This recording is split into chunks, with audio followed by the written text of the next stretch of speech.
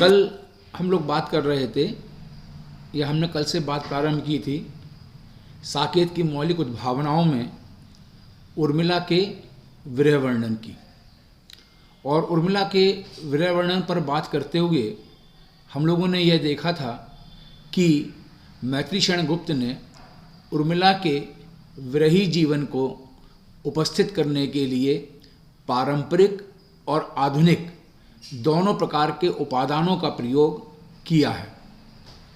कल हम लोगों ने पारंपरिक उपादानों पर बात प्रारंभ की थी और उसमें जो पहली बात हमारे सामने निकल कर आई थी वह निकल कर आई थी कि आचार्यों ने विरह की जो 10 दशाएं बताई हैं, इसमें अभिलाषा, चिंता, गुणकथन, स्मृति, व्याधि, प्रलाप, उद्वेग, उन्माद, जड़ता, मरण हैं।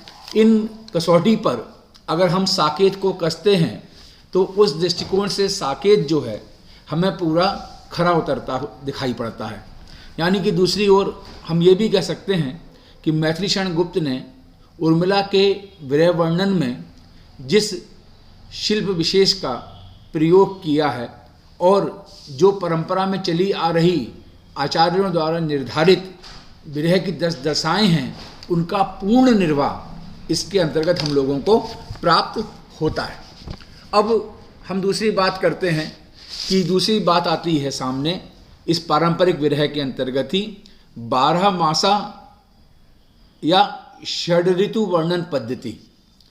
हम सब जानते हैं कि संस्कृत साहित्य से लेकर और आपको जहाँ तक याद होगा अवधि के प्रसिद्ध कवि जायसी तक एक 12 मासा की लंबी परंपरा हम लोगों को दिखाई पड़ती है। एक ओर 12 मासा की परंपरा चलती है और एक ओर षड ऋतु वर्णन का विधान है। ये 12 मासा की जो परंपरा है, अगर हम हिंदी की बात करते हैं तो विशेष रूप से संस्कृत से होते हुए अपभ्रंश साहित्य में और विशेष रूप से जैन साहित्य में, फागु साहित्य में इसका हमें रूप दिखाई पड़ता है। और उसके बाद जो भी हमारा क्षेत्रीय बोलियों में साहित्य लिखा गया उनमें ये हमारे सामने आया है। और इस 12 मासा के अंतर्गत कवि का ये प्रयास होता है कि जिस प्रकार प्रकृति निरंतर प्रत्येक माह अपने रूप, रंग, परिस्थितियां आदि बदलती है, वैसे ही नायिका जो अपना जीवन व्यतीत कर रही है उसके इस ऋतु परिवर्तन के या इस माह के बदलने पर वह किस प्रकार से उन परिस्थितियों विशेष का सामना करते हुए अपना जीवन निर्वाह करती है, उसका संकेत करना कहीं कवि का उद्देश्य होता है। यहाँ पर आप देखेंगे कि अवधि का नागमती का विरह वर्णन और उसमें 12 मासा की पद्धति कम से कम हम लोगों को याद है, क्योंकि हम लोग से मेरा तात्पर्य है कि आप छात्रों को याद होगा, क्योंकि बीए में भी पाठ्यक्रम में रहा है और एमए में भी जो है जब हम जायसी को पढ़ते हैं तो वह हमारे सामने दिखाई पड़ता है। अब यहाँ पर गुप्त जी ने यह प्रयोग जो किया है वह षड ऋतु वर्णन का प्रयोग किया है। आपको ये भी याद होगा कि जिस समय हम लोग बात कर रहे थे गुप्त जी के साकेत के प्रेरणा स्रोत कौन कौन लोग हैं, उसमें हम लोगों ने ये चर्चा की थी कि छोटे लाल बृहस्पति जी ने एक जो रूपरेखा साकेत के लेखन की मैत्रीक्षण गुप्त को बनाकर दी थी और उसमें उर्मिला के विरह वर्णन में उन्होंने 12 मासा या षड ऋतु वर्णन का विधान करने की बात भी उन्हें संकेत की थी। मैत्रीक्षण गुप्त ने षड ऋतु वर्णन यानी कि 6 ऋतुएं, वैसे तो गानों में आप सुनते हैं कि 1 बरस के मौसम 4 है ना, पतझड़, सावन, बसंत, बहार, ये आधुनिक लोग इस 4 माह के उसमें देख रहे हैं, चतुर्मास से देख रहे हैं, 3-3 माह में बांट देते हैं। हमारे यहाँ 12 मास की पूरी परंपरा रही है। और षड ऋतु वर्णन की जो परंपरा है उसमें जो है ग्रीष्म से प्रारंभ होती है। ग्रीष्म, वर्षा, शरद, हेमंत, शिशिर और बसंत, ये ग्रीष्म, वर्षा, शरद, हेमंत, शिशिर और बसंत, ये 6 ऋतुओं की परिकल्पना हमारे यहाँ कवियों ने की है। या जब कवि किसी विरह वर्णन को स्थान देता है और उसमें षड ऋतु वर्णन का विधान करता है तो उसमें इन 6 ऋतुओं की बात यहाँ पर कही जाती है। यहाँ पर मैथिलीशरण गुप्त ने इन ऋतु परिवर्तन के पश्चात उर्मिला के दैनिक जीवन में यह बदलती हुई ऋतुएं किस प्रकार उसको प्रभावित करती हैं, इसको अपने काव्य में स्पष्ट करने का प्रयत्न किया है, या इसमें वह सफल रहे। और इस छठी ऋतु वर्णन में प्रकृति के दोनों ही रूप, आलंबन रूप और उद्दीपन रूप, दोनों ही रूप उभर कर हमारे सामने आए हैं। और चूँकि 1931 के आसपास छायावाद, द्विवेदी जी के भले ही कवि हैं, द्विवेदी युग के कवि हैं मैथिलीशरण गुप्त, लेकिन छायावाद भी हमारा आ चुका था, तो 1936 तक का समय उस छायावाद का भी है। तो वहाँ पर जो प्रकृति के मानवीकरण की जो प्रवृत्ति है वह भी यहाँ पर दिखाई पड़ती है। तो प्रकृति के मानवीकरण की बात हो, प्रकृति के आलंबन और उद्दीपन रूप की बात हो, प्रकृति से नायक नायिका की शारीरिक स्थिति प्रभावित होने की बात हो या आंतरिक स्थिति प्रभावित होने की बात हो, तो यह जो परिवर्तन हो रहे हैं उनका वर्णन इन छठ ऋतु वर्णन के आधार पर मैथिलीशरण गुप्त ने किया है। और उर्मिला के विरह वर्णन में यह ऋतुएं जो उर्मिला को प्रभावित कर रही हैं उसको जो है वह स्पष्ट करने में सफल हो जाते हैं। जैसे कि आप देखें कि ग्रीष्म ऋतु की चर्चा है, सबसे पहले ग्रीष्म की बात करते हैं, और ग्रीष्म ऋतु जब आती है तो उसको उर्मिला एक तपोयोगी की भांति जो है उसका स्वागत करती है। जैसे कोई तपस्वी जो है उसके दरवाजे पर आया हुआ है, लेकिन और उसमें वह उस तपस्या में लक्ष्मण को देखती है। और अधिक विस्तार से यहाँ पर चर्चा करने का अवसर यहाँ पर नहीं है, क्योंकि ग्रीष्म ऋतु की हमें चर्चा करनी है। तो ग्रीष्म ऋतु का जो प्रभाव आया है, जैसे कि एक दो पंक्तियाँ देखें, धरकर धरा धूप ने धांती, धर कर धरा धूप ने धांधी, धांधी बुंदेलखंडी प्रयोग है, और धांधी माने होता है दबोचना, कि पूरी प्रकृति को धूप ने पकड़ कर, धर कर मतलब पकड़ कर, धांधी माने दबोच लिया है। यानी कि पूरे ग्रीष्म ऋतु में प्रकृति पृथ्वी पर चारों ओर धूप जो है बिखरी हुई है, धूल उड़ाती है ये आंधी, और जब तेज हवा चलती है ग्रीष्म ऋतु के अंतर्गत तो धूल जो है उड़ती हुई दिखाई पड़ती है, और उस कारण से जो है कहीं प्रभाव रहता है। और प्रलय आज किस पर कटी बांधी, प्रलय आज किस पर कटी बांधी, और धूप इतनी अधिक तीव्र होती है, लू या आंधियाँ इतनी तीव्र चल रही होती हैं कि उसमें ये लगता है कि आज जो है प्रलय ने जो है किसी से लड़ने के लिए अपने आप को तैयार किया है। कटी बांधना जो है एक मुहावरा है कि कमर कसना जिसे हम लोग कहते हैं। तो यहाँ पर गुप्त जी कहते हैं कि हे ग्रीष्म ऋतु, हे प्रलय, जो प्रलय में जो ग्रीष्म ऋतु जो है प्रलय की भांति दिखाई पड़ रही है, आज तूने किसको जो है किसके संघर्ष करने के लिए, किसको परास्त करने के लिए ये अपनी कमर को कसा है। जड़ ना बनो दिन बीतो, कि ग्रीष्म का जो दिन है उर्मिला कहती है कि तुम बीत जाओ, तुम स्थिर मत हो जाओ और मन को यूं मत जीतो। अब ये कि यहाँ पर दोनों ही चीज़ें हैं, एक और प्रकृति का सामान हम कहें अविधा में चित्रण दिखाई पड़ रहा है, और दूसरी ओर प्रकृति पर अवलंबित होकर उर्मिला के भाव प्रकट हो रहे हैं, जो एक और लक्ष्मण से भी ये कह रहे हैं कि तुम इस प्रकार कठिन तपस्या मत करो, दूसरी ओर उर्मिला स्वयं से भी प्रबोधित कर रही है कि तुम इस ऋतु में इस विरह की अग्नि में तप कर जड़ ना बन जाओ, अपने मन को जीतने का प्रयास मत करो, मन को इतनी कठोरता के साथ जीतना उचित नहीं है, और ये दिन जो है बीत जाएंगे। इसलिए प्रार्थना भी करती है, मंगलाशा भी करती है और निवेदन भी करती है कि दिन बीतो, कि ये विरहाग्नि के, ये ग्रीष्म ऋतु के ये दिन हैं। वैसे तो एक और ग्रीष्म ऋतु की बात कर रही है, दूसरी ओर अपने अंदर विरह अग्नि की बात कर रही है, और तीसरी ओर लक्ष्मण की तपस्या से जो ताप बिखर रहा है उसको भी ध्यान करती है। तो यह गुप्ती जी की विशेषता है कि वह षड ऋतु वर्णन में इस प्रकार का विधान करते हुए दिखाई पड़ते हैं। या उर्मिला की यह विरह भावना जो है यहाँ पर अभिव्यक्त होती हुई दिखाई पड़ती है। इसी प्रकार वर्षा ऋतु के बहुत से गीत हैं। आपने वह पद पढ़ा है या देखा होगा किताब में, दरसो परसो घन बरसो। उसमें एक मंगल कामना है, लोक कल्याण की कामना है, और उर्मिला भले ही अपने जो कष्ट हैं उनसे व्यथित है, लेकिन फिर भी वह जन कल्याण के लिए हमेशा तत्पर दिखाई देती है। वह बादलों से भी यही प्रार्थना करती है, तुम बरसो, तुम दर्शन दो, बरसो और जन के कल्याण के आज भीगते ही घर पहुँचें, जन जन के घन बरसो। जन जन के लिए जो कल्याणकारी है ऐसे बादल तुम निरंतर बरसो। तो वर्षा ऋतु में जो वर्षा ऋतु विरहिणियों के लिए काम की दृष्टि से अत्यंत जो है संवेदनात्मक मानी जाती है, वहाँ पर उर्मिला के साथ में एक गार्हस्थ गृहिणी की भांति एक सात्विक श्रृंगार की संरचना यहाँ पर गुप्ती जी ने की है।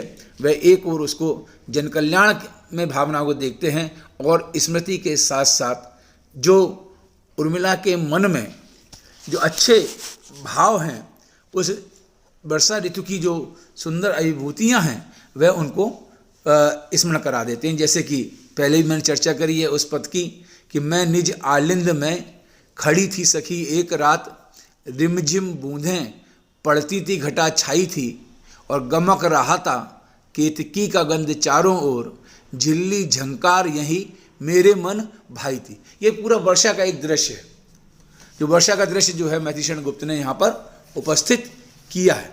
और इस वर्षा के दृश्य के साथ उर्मिला के अपने जो विचार हैं, जो उर्मिला के मन में जो इस दृश्य को देखकर जो भाव उत्पन्न हो रहे हैं, उसमें उसे अपने प्रिय की स्मृति आ जाती है।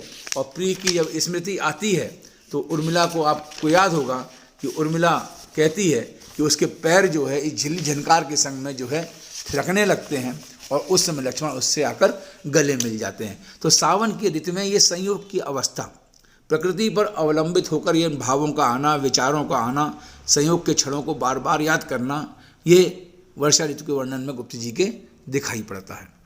तीसरी शरद ऋतु है, और शरद ऋतु के आगमन की सूचना जो है पहले ही गीत से मिल जाती है कि निरख सखी ये खंजन आए, निरख सखी ये खंजन आए, फेरे उन मेरे रंजन ने, नैन इधर मन भाए। यहाँ पर उर्मिला या कहें मैथिलीशरण गुप्त जो है वह संकेत करते हैं कि शरद ऋतु आ गई है, और खंजन पक्षी जो है शरद ऋतु में ही दिखाई पड़ता है। और खंजन पक्षी के नेत्र जो है उनकी तुलना जो है वह अनुपम नेत्रों से की जाती है। साहित्य जगत में रूढ़ी बन गई, काव्य रूढ़ी भी बन गई है। और यहाँ पर उर्मिला कहती है, यहाँ पर गीत उर्मिला के माध्यम से कहलाते हैं कि निरख सखी यह खंजन आए।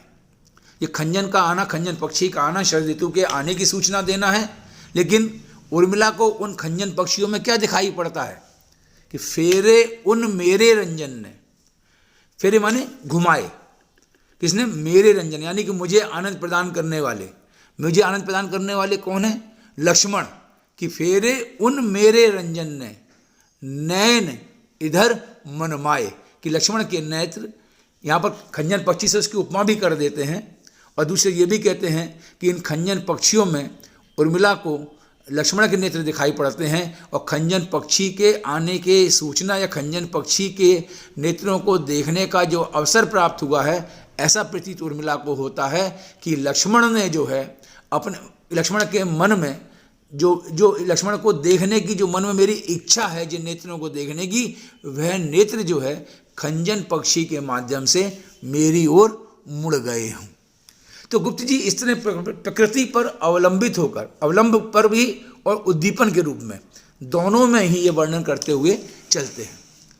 शरद के बाद हेमंत ऋतु आती है, और हेमंत ऋतु जो है कपकपाट भरी ऋतु होती है, और जो ग्रीष्म से तपा हुआ है वह सोचता है कि शायद हेमंत ऋतु में आकर वह प्रलय कम हो जाएगी जो कि ग्रीष्म ऋतु में दिखाई पड़ रही थी। और जब हेमंत ऋतु आती है तो हेमंत ऋतु के आने पर उर्मिला की जो मना स्थिति है वह लक्ष्मण के वियोग में नवपरिणीता है, मुग्धा नायिका है, इसमें प्रेषित पतिका अवस्था के अनुसार नायिका है और उसमें वह उसका शरीर भी कंप जो है प्राप्त करने लगता है या हेमंत के कारण जो है कांपने लगता है। और वह अपनी सखी से कहती है, जो ऋतु की चर्चा भी करती है, अपने भाव की चर्चा भी कर देती है, आली आली काल है काल अंत में, काली काल है काल अंत में, कि काल जो है अंततः जो है वह मृत्यु होगी, यानी कि जो बुरी चीज़ है वह अंत में बुरी हुई। यहाँ पर काल का प्रयोग किया, काल यहाँ पर समय के लिए भी आता है और मृत्यु के लिए भी आता है।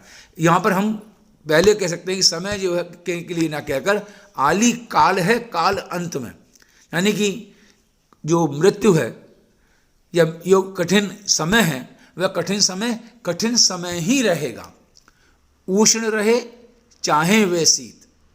कि ग्रीष्म ऋतु में एक स्थिति दिखाई पड़ी थी जहाँ पर कि लोग गर्मी के कारण अपने मृत्यु को लग रहा था कि मृत्यु प्राप्त कर लेंगे, और दूसरी ओर स्थिति क्या है, चाहे वह शीत, शीत माने ये ठंड की अवस्था आ गई, और ठंड में भी जो है आदमी कपकपाने लगता है कि जाड़े से जो है दम निकल जाएगा। तो उर्मिला कहती है कि जो काल है, जो मृत्यु है, वह तो अपने निर्वाह वास्तव में उतना ही कठोर है जितना होता है, चाहे वह हमको दयालु दिखाई पड़े या सहृदय दिखाई पड़े या हमको कठोर दिखाई पड़े। और आया ये हेमंत दया कर, हेमंत लगता है हम पर दया करके आया है।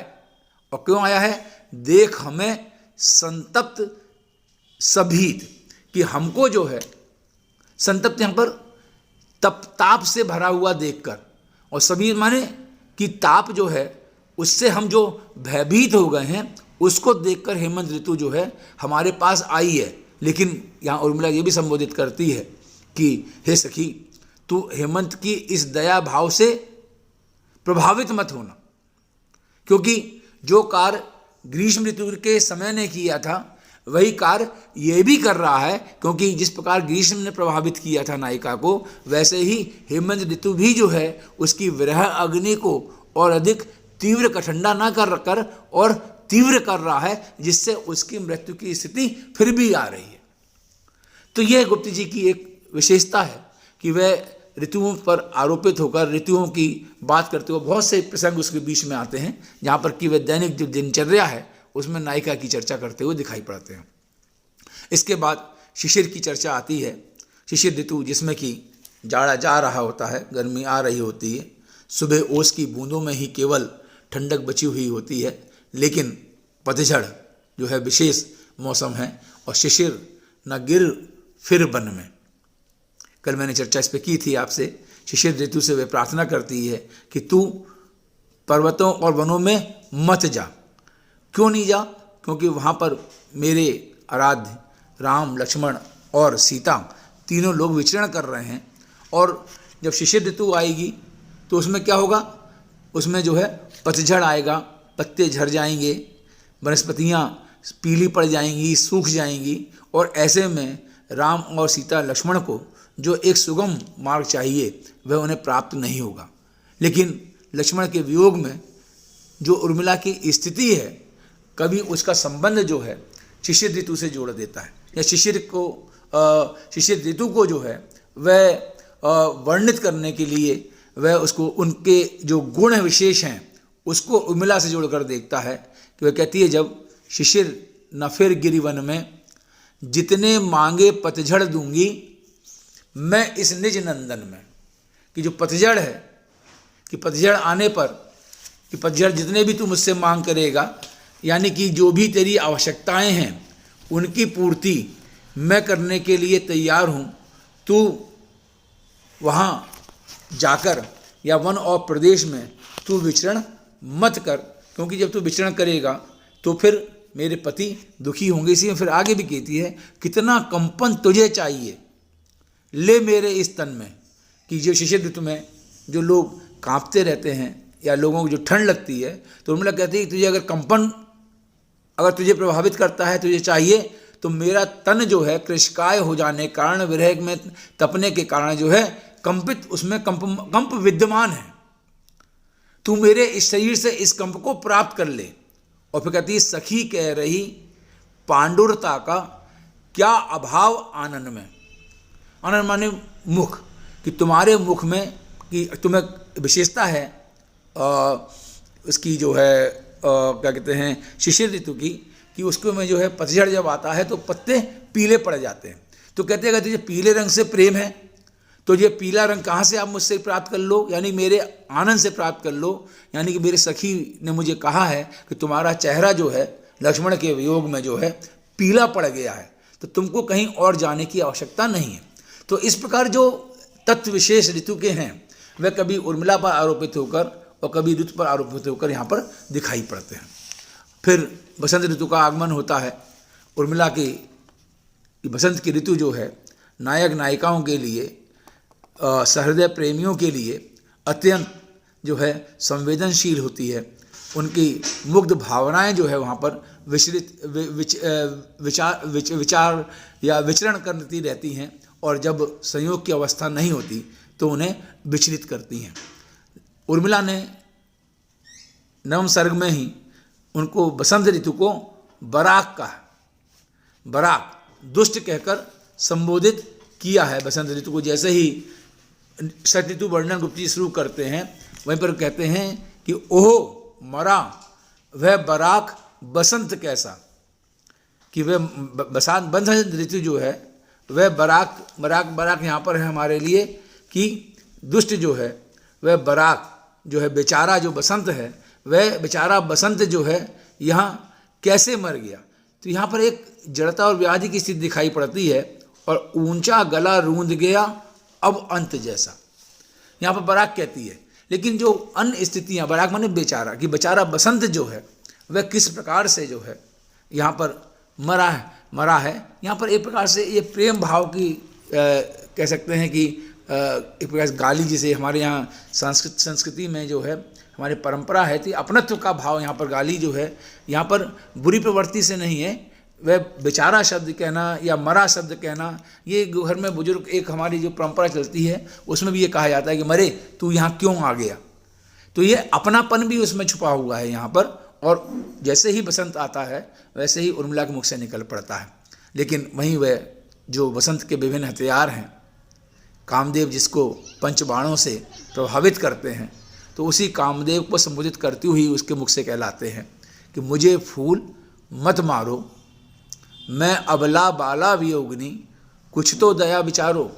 कि जो चारों ओर बसंत ऋतु में नए नए पुष्प खिले हुए हैं, और उन पुष्पों से जो नायिका के हृदय में प्रेम का भाव, संयोग की अवस्था संचरित हो रही है, तो उस फूल की ओर संकेत कर रहे हैं, प्रकृति के फूलों की ओर। और दूसरा जो कामदेव के जो बाण हैं, जो पंच फूलों से निर्मित हैं, जिन बाणों से मानव के हृदय में, नायक या नायिका के हृदय में जो है वह काम की भावनाएं उद्दीप्त हो जाती हैं, उन बाणों को, जो इस पूरे प्रकृति के परिवेश को देखकर उर्मिला के मन में जो संयोग के क्षण उपस्थित हो रहे हैं या उनकी भावनाएं उद्दीप्त हो रही हैं, वह उस सब के लिए प्रकृति के इस फूल भरे या इस प्रफुल्लित वातावरण और कामदेव के द्वारा प्रस्तुत किए गए जो भाव विशेष हैं उनको रोकने का यहाँ पर आग्रह करती है। और यहाँ पर कहती क्यों ना करो, क्यों मुझे बाणों से मत मारो, कि मैं अबला, पहली बात तो मैं अबला हूँ, यानी कि स्त्री हूँ, कमज़ोर हूँ। अबला बाला, मैं कमज़ोर स्त्री हूँ। दूसरा वियोगिनी हूँ, तो इस कारण से मैं एक तो अबला हूँ, स्त्री हूँ, अबला हूँ मतलब कमज़ोर हूँ। दूसरी मैं बाला माने बालिका हूँ, जो स्त्री हूँ। और तीसरा मैं वियोगिनी हूँ। इस कारण से जो है तुम मुझ पर दया करो, और तुम तो जो है होकर मधु के मीत मदन पटु, कि तुम तो जो है हे बसंत, हे कामदेव, तुम तो बसंत के मीत हो, तो तुम इतनी जो है कड़वाहट अपने मन में क्यों धारण करे हुए हो। तो आप देखें कि ये षट ऋतु वर्णन की हमने बात की है, इस षट्ऋतु वर्णन के माध्यम से मैथिली शरण गुप्त ने पारंपरिक विरह वर्णन में जो पद्धति अपनाई जाती है, उन्होंने 12 मासा को न अपनाकर और या षट्ऋतु वर्णन को उन्होंने अपनाया है। ये भी पद्धति हमारे यहाँ पारंपरिक रूप से ही प्राप्त हुई है। तीसरा, आप देखें कि रीतकालीन प्रवृत्तियाँ जो परंपरा में चली आ रही थी, वह भी मैथिली शरण गुप्त के काव्य में या उर्मिला के विरह में हमें नवम सर्ग में दिखाई पड़ती हैं।